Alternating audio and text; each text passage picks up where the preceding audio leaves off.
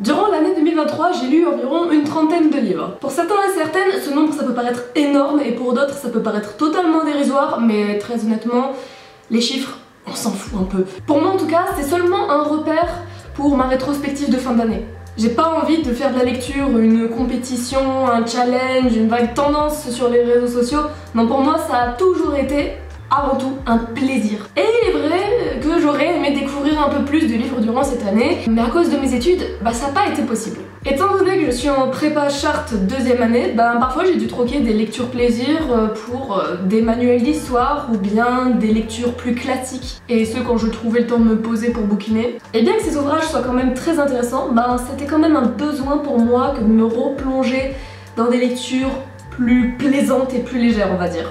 C'est pourquoi dans cette vidéo, je vais vous parler des lectures qui m'ont le plus marqué en 2023.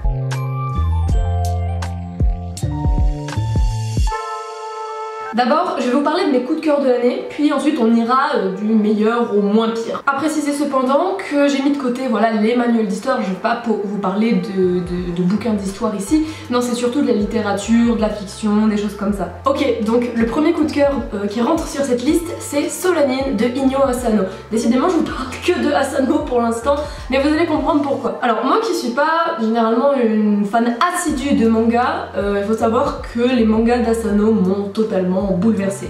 Et celui-ci en particulier. Solanine, c'est l'histoire donc de Meiko et Taneda qui forment un petit couple de jeunes adultes à Tokyo. Taneda, il essaie d'arrondir les fins de mois pour pouvoir payer son appart en faisant des petits jobs un peu mal payés. Et à côté de ça, il a une passion, c'est la musique. Meiko, c'est sa copine et elle est elle aussi un peu perdue dans la vie, elle continue de se chercher. Et en fait, ce qui est cool avec cette histoire, c'est qu'on suit le parcours de jeunes gens qui se questionnent sur leur vie, sur leur avenir professionnel. Et voilà, il y a une ambiance un peu pesante qui peut régner, qui est pourtant allégée par leur passion pour la musique. C'est mignon dit comme ça, mais ça reste du Inyo Asano. Et si vous n'avez pas vu ma première et dernière vidéo du coup sur Errance, que je vous invite à aller voir, les mangas d'Inyo Asano, c'est pas forcément les lectures les plus ensoleillées que vous aurez l'occasion de croiser. Mais bon, pour moi ça a été un véritable coup de cœur cette lecture parce que ça m'a totalement bouleversée. Il me semble avoir eu les larmes aux yeux vraiment quand j'ai fini ce manga. Évidemment, si je commence à vous parler plus en détail de cette histoire, ça va tout vous spoiler, donc je vous invite sincèrement à aller lire l'intégrale parce qu'il me semble que Solanine c'est en plusieurs tomes, mais achetez l'intégrale directement ou si vous pouvez le trouver en bibliothèque, je vous le conseille sincèrement. Et puis même, lisez Inyo Asano, même si vous n'êtes pas forcément fan de manga, lire des mangas, ça s'apprend. Et puis Inyo Asano c'est vraiment une patte très particulière. Ensuite, pour ce deuxième coup de cœur, on n'est toujours pas sur des romans, on est toujours sur des bouquins illustrés. Ce serait La Petite Sirène, illustrée par Benjamin Lacombe. Alors il faut savoir que Benjamin Lacombe, c'est un de mes illustrateurs français préférés, si ce n'est mon illustrateur préféré en fait. Je vous invite fortement à aller lire les livres qu'il a illustrés dans la collection Métamorphose. Il y a par exemple Alice au Pays des Merveilles, Les Contes Macabres d'Edgar Poe, et franchement il a un style plutôt lunaire et épuré que je trouve franchement magnifique. Et pour le coup j'ai lu La Petite Sirène cette année, donc vous allez me dire la meuf elle a lu des livres pour enfants, c'est super. Et écoutez, j'ai envie de vous dire, un petit conte d'Andersen pendant une année de prépa assez chargée mentalement, ça fait plaisir et ça allège le cœur et le cerveau. Et en fait je trouve que Benjamin Lacombe a vraiment cette touche de magie en fait dans le pinceau qui arrive vraiment à nous plonger entièrement dans les contes qu'il illustre. C'est d'une beauté rare, mais vraiment je vous invite fortement à aller voir ça. Et puis La Petite Sirène tout particulièrement parce que c'est un conte qui a bercé notre enfance, ce n'est qu'encore plus plaisant. En quatrième coup de cœur, j'aurais à vous conseiller La Vagabonde de Colette. Il s'agit d'une lecture au programme de cette année en prépa que j'ai lu cet été. Et des 4 ou 5 livres que je devais lire, ça a été de loin mon préféré. J'ai fait une critique sur Instagram en vidéo sur La Vagabonde, donc je vous invite à aller me suivre sur Instagram pour aller voir justement cette critique que j'ai beaucoup aimé tourner. Je vous fais un petit résumé de La Vagabonde. C'est l'histoire d'une jeune femme qui s'appelle Renée Néré et elle est actrice dans un cabaret à Paris. Ça se passe il me semble aux alentours des années 1910, 1920, quelque chose comme ça. Et franchement c'est fou l'immersion psychologique en fait. René Néré, c'est la narratrice justement et avec elle on va suivre voilà un petit peu son quotidien, notamment ses déboires amoureux, notamment avec son ex-amant qui était un gars franchement, c'était un connard on peut le dire. Et là du coup elle va rencontrer un jeune Maxime Dufferin-Chotel, super le nom, hein, on rêverait d'avoir ce blaze. Et ben ce Maxime Dufferin... Ah mais putain, vous voyez comme c'est chiant à dire. Ce Maxime il va essayer de la séduire, voilà, et cette jeune René Néré va balancer entre son désir de liberté et cet amour, ce nouvel horizon qui s'offre à elle. La fin est géniale, enfin lisez-la en plus. Colette, c'est un incontournable. Peut-être que ça peut vous rebuter de lire des classiques. Lisez quand même ses œuvres pour sa modernité et son regard essentiellement féminin. Pour moi, La Vagabonde, ça a été un grand coup de cœur de cette année. Enfin, je finirai cette série coup de cœur avec La prochaine fois que tu mordras la poussière de Panayotis Pasco. Là encore une fois, j'en ai fait une critique sur mon compte Instagram. Vous avez dû le voir passer depuis la rentrée littéraire, hein, ça a été un best-seller, mais...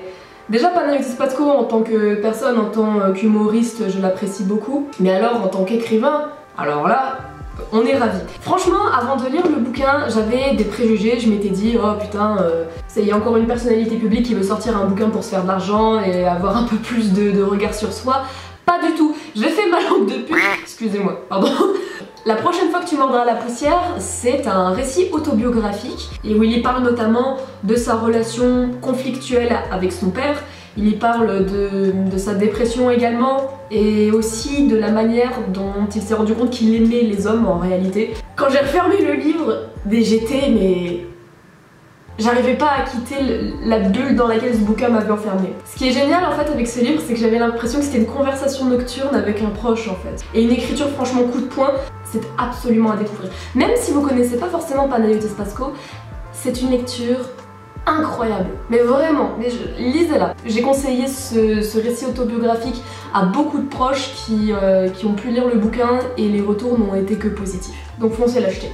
Ok, maintenant on va parler des œuvres qui m'ont plutôt plu sans pour autant que ce soit devenu des réels coups de cœur. J'ai commencé l'année avec Circé de Madeline Miller. Alors vous allez me dire c'est bon, Madeline Miller, on en a entendu parler il y a quelques années avec Le Chant d'Achille, avec Circé, c'est bon, maintenant c'est fini. Ouais mais écoutez, mieux vaut tard que jamais. Circé, c'est un roman mythologique, enfin plutôt vulgarisé, modernisé, sous la plume de Madeline Miller, et on suit les aventures justement de cette sorcière, de cette nymphe qui descend des dieux et des déesses de la mythologie grecque. Et on suit son exil sur son île et c'est aussi un récit très introspectif avec un regard assez moderne sur ce récit traditionnel et j'ai adoré la psychologie du personnage principal, Circé qui est, me semble-t-il, la narratrice. Je trouve ça super intéressant, toute la maturité qu'elle prend en fait, du début à la fin.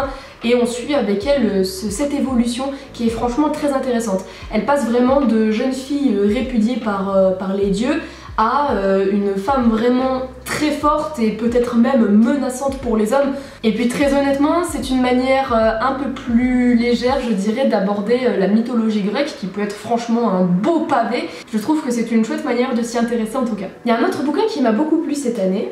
Il s'agit de La Belle Ardente de Nina Karmacher. C'est un petit recueil de poèmes, mais tout de même ça en vaut le coup. Cette poétesse ne vous dit probablement pas grand chose et c'est pour ça que je vais vous parler un peu plus de son œuvre. La Belle Ardente, c'est un recueil de poèmes que j'ai dévoré entre minuit et 1h du matin. C'est une écriture qui laisse pas indifférent, qui peut être très mature comme parfois très lâche, avec un ton plus désinvolte. Et certains des poèmes abordent des thématiques qui, quand on les lit, on est frappé par leur véracité. Et on se dit, ouais putain, en fait c'est exactement ce que je ressens mais sans pouvoir le dire. J'adore quand les auteurs parviennent à retranscrire avec les mots des sentiments qu'on pensait indicibles, qu'on pensait ineffables. Toujours dans ces œuvres qui m'ont beaucoup plu cette année, j'ai lu Cyrano de Bergerac et Britannicus de Racine. Je ne m'attarderai pas trop sur ces pièces de théâtre parce qu'il s'agit de classiques à mon avis que beaucoup d'entre vous auraient pu lire et si c'est pas le cas, je vous invite à les lire parce que ce sont des pièces assez courtes, plutôt emblématiques même si honnêtement vous n'êtes pas obligé de lire des classiques et surtout des pièces de théâtre, je sais que ça peut rebuter beaucoup de personnes aujourd'hui. Moi je vous conseillerais Cyrano de Bergerac pour l'écriture, pour cette épopée évidemment que suit le personnage principal, qui est incroyable. C'est assez drôle, c'est franchement fin, c'est génial. Et à côté de ça, une pièce beaucoup plus classique, ce serait Britannicus de Racine. Je vous conseille tout simplement de lire les pièces de Racine si c'est pas déjà fait, parce que bon, ok, c'est assez dur à lire, mais ce sont des vers absolument magnifiques. Enfin, je terminerai cette petite sélection d'œuvres qui m'ont plu par Errance de Inyo Asano. Je ne vais pas m'étaler davantage, je vous invite directement à aller voir ma dernière vidéo à ce sujet. Bon, maintenant on va parler des œuvres qui m'ont franchement peu marqué.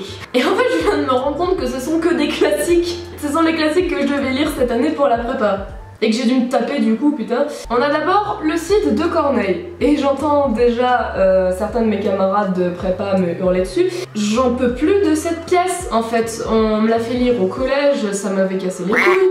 On me l'a fait relire au lycée, j'en avais toujours rien à foutre. Et là quand on m'a dit on va t'en remettre une couche en prépa, j'ai cru que j'allais canner. Mais en fait ce qui est cool c'est que mon cerveau, enfin ce qui est cool non ça l'est pas du tout, mon cerveau en fait il oublie tout de cette pièce. Même quand je dois me la relire, un an plus tard j'ai oublié de quoi ça parlait. C'est ça qu'on appelle la sélection naturelle. Donc voilà, Corneille j'avais bien aimé l'illusion comique, mais le Cid, ah c'est bon les gars, venez on passe à autre chose, ça va quoi, c'est bon. Oui d'un point de vue théâtral, c'est génial, c'est du génie, si vous voulez. Moi ça me gave, c'est pompeux, enfin c'est bon, c'est comme un plat qu'on mange tous les jours. D'autres bouquins qui m'ont peut-être un peu moins plu, et ça on reste dans le théâtre, hein, du coup ce serait La double inconstance et La dispute de Marivaux. J'entends encore mes camarades de classe hurler, on les étudie en classe actuellement, ça me permet d'avoir un autre regard sur ces œuvres. Mais pareil du Marivaux, je crois que j'en ai assez bouffé au lycée. J'avais lu Le jeu de l'amour et du hasard, L'île des esclaves. Je sais jamais si on dit l'île des esclaves ou l'île aux esclaves. Bah ça m'avait bien plu, mais en fait Marivaux, bah c'est toujours un peu la même chose, tu vois. Donc pareil, au bout d'un moment, on finit par se lasser. Parce qu'en gros, le théâtre de Marivaux, en fait, ça parle surtout de classe sociale entre nobles et valets. Et en fait, il y a des histoires d'amour entre les deux et ça se mélange. Et vu qu'il s'inspire de la commedia dell'arte, et ben c'est un jeu de masques, de mensonges, voilà, c'est des comédies, etc. Et en fait c'est toujours un peu le même scénario, donc bon, les personnages ont des noms super bizarres, c'est chiant à retenir, on se mélange des fois, donc ouais, bon ça va quoi, c'est bon.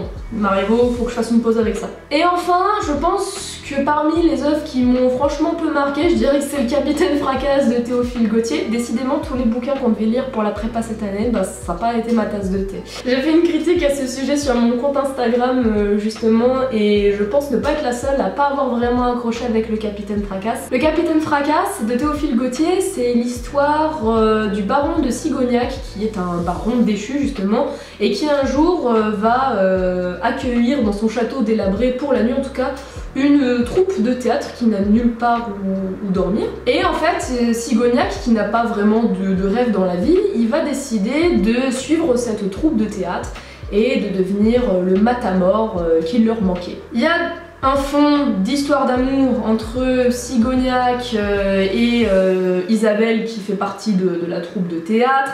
Moi j'ai trouvé que la moitié des personnages servaient pas à grand chose, qu'ils étaient là plus pour faire joli. Et puis aussi le grand méchant du bouquin, c'est le duc de Vallombreuse qui veut essayer d'enlever Isabelle. Donc vous vous rendez bien compte que pendant tout le bouquin, en fait on a affaire à une troupe de théâtre qui fuit un taré. Et en fait c'est 3/4 de harcèlement en fait sur une meuf pour qu'au final les 100 dernières pages se terminent en fait dans la joie et la bonne humeur, et ça m'a gavé quoi. Et puis c'est surtout indigeste. En fait ce qui m'a beaucoup dérangé, c'est les descriptions qui sont super longues. Il y en a ça pourrait les ravir, moi ça m'a saoulé. Vraiment on aurait pu faire l'économie de la moitié du bouquin je pense. Et puis bon après c'est un style hein, Théophile Gautier, je pense qu'il faut aimer. Et moi ça m'a pas vraiment conquis, voilà. Bon, évidemment, il y a d'autres bouquins qui font partie de la liste, mais je pense que là, ça vous suffira amplement, d'accord? Dites-moi en commentaire ce que vous avez lu cette année et quel bouquin vous a le plus marqué. Et si d'ailleurs vous avez reconnu un des bouquins dans la liste et que vous souhaitez m'en parler, vous êtes les bienvenus. En attendant la prochaine vidéo, vous pouvez évidemment vous abonner, lâcher un petit like. Et puis moi, je vous dis à très bientôt. Et passez de joyeuses fêtes. Bye!